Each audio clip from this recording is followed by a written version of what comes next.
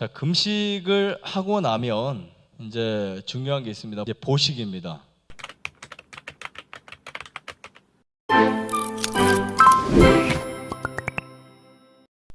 근데 금식을 끝나고 나서 이것을 유지하려면요, 정말 중요한 것이 있는데 보식입니다. 보식인데 일반적으로 금식을 하면 보통 보식을 죽이나 미음으로 생각해요. 이것을 일명 유동식이라고 부르는데, 이 유동식의 가장 큰 난점, 문제는 뭐냐면 타액이 거의 나오지 않는다는 거예요. 우리 음식을 먹으면 타액이 충분히 나와져야 그 음식을 소화시킬 수 있는 소화 효소를 만들어내는데 타액이 안 나오니까 잘 소화가 안 되는 거예요. 그래서 떡을 먹을 때, 일반 떡을 먹으면 속이 안 좋은 분들도 제가 어떻게 처방해서 드리면 속이 다 좋아요. 뭔지 아세요 혹시요? 소금을 주면? 구워주면. 네.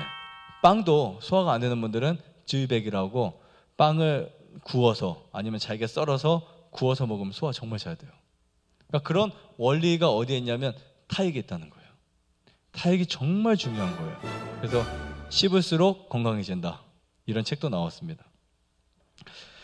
자, 보식할 때 미음이나 죽으로 하지 않은 이유가 타액이 섞이지 않기 때문이다 라고 말씀드릴 수 있고요. 만약에 여러분들이 금식을 끝나고 죽이나 미음을 계속 먹으면 금식의 효과가 사실은 전혀 없어집니다. 그냥 단지 며칠 안 먹어서 일어났던 그런 효과, 그런 현상들은 있겠지만요, 몸이 바뀌는 경험을 하지 못하는 거예요. 몸이 바뀌는 경험. 금식을 한 만큼 보식을 해야 된다. 그래서 제가 이제 상담을 처음 하면요, 3일을 금식하면 며칠을 보식해라 그러죠? 3일 보식. 4일 금식하면 4일 보식. 일주일을 디톡스 하시려면 최소한 일주일을 보식을 해주셔야 돼요.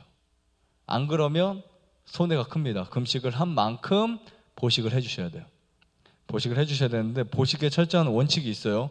곡식과 채소는 곡식 7대 채소 3의 비율로 하는 것이 이상적인데, 이때 생채소는 먹지 않는다.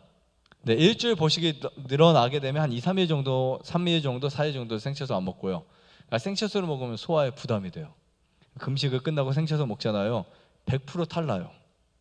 뭐 둔한 분들은 탈 안 하실 수도 있겠지만 예민한 분들은 거의 다 탈이 납니다. 그래서 생채소는 보식할 때는 권장 식품이 아니다, 이거 꼭 알려드리고 싶고요. 채소를 많이 먹으면 어떤 위험성이 있을까?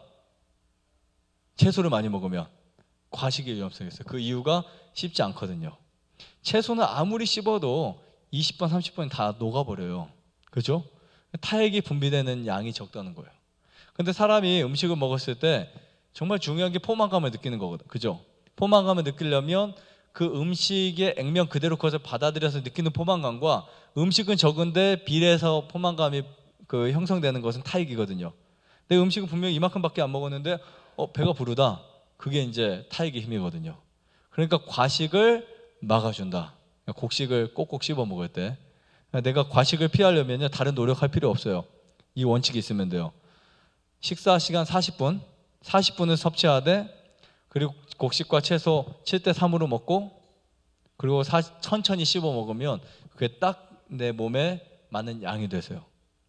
천천히 씹어 드시면 그 음식물 자체가 우리 몸속에 타액과 섞여서 들어가니까 포만감이 일어나요. 식사와 식사 사이에 아무것도 먹지 않습니다. 간식을 하지 않는 거예요. 금식할 때와 마찬가지로. 근데 이게 습관이 돼 있어서 이제 보통 이제 식사하고 나서 지나다니다가 뭐 한 개 있으면 입으로 가죠. 이게 정말 안 좋은 습관이에요. 아무리 작은 양이라도 그건 나만의 원칙을 갖고 계셔야 돼요. 그래서 저는 이런 표현을 하고 있어요. 자신과의 약속이라고 표현하고 있어요. 식사 시간 외에 먹는 것은 자신과의 약속을 깨트리는 것이다. 그게 콩 한 쪽이라도. 맛도 보면 안 돼요. 그런 원칙을 갖고 계셔야 됩니다. 보식할 때는 물을 꼭 언제만 먹어야 되냐면 식사 30분 직전에 드셔야 돼요. 식후에는 먹으면 안 돼요. 혹시 식후에 물 드시는 분 있어요? 식후에 물 드시는 분 없죠? 식후에 물을 먹고 싶다라고 하는 것은 크게 두 가지인데, 첫 번째는 물이 식사 전에 물 부족의 현상이 일어난 부분이고요. 두 번째는 음식이 자극적이거나 기름질 때 그걸 중화시키려고 하는 부분입니다. 그 다음에 다섯 번째, 보식을 하면 모든 기능들이 세팅이 되는 거예요. 그래서 리셋되는 거죠. 그러니까 내가 이 습관 너무 고치고 싶은데 이게 안 고쳐진다. 그럼 금식을 해서 리셋을 시켜주는 거예요. 그러면 때로는 변비도 설사도 몸에 일어나는 여러 증상들이 회복이 됩니다. 좋아요, 구독 눌러주세요. 응? 누나